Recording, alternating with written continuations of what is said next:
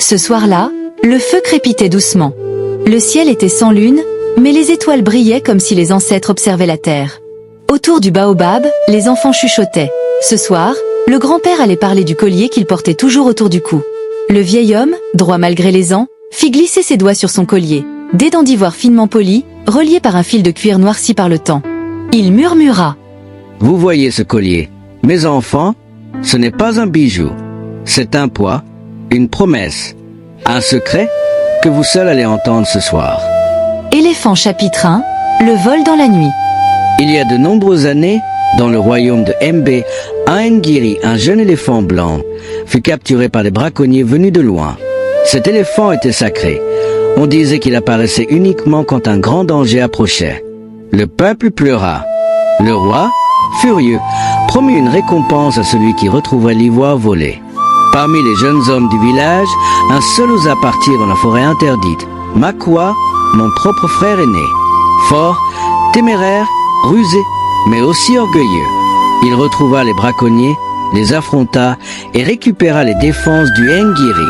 Mais, au lieu de les rapporter au roi, il les cacha. Cœur brisé chapitre 2, l'exil de Makwa. Quand le roi apprit qu'il avait été trahi, il ordonna l'arrestation de Makwa. Mais mon frère avait déjà fui. Il laissa derrière lui un collier fait d'ivoire, un mot et une honte qui pesa sur toute notre famille. Le peuple nous appela les fils du voleur sacrilège. Plus personne ne voulait de notre nom. Ma mère plaira jusqu'à sa mort. Moi, j'étais jeune. J'ai juré de retrouver Makwa, non pour le livrer, mais pour comprendre. Chapitre 3, le pardon dans la grotte. Après 10 ans de silence, je le retrouvai dans une grotte au nord du fleuve Alima.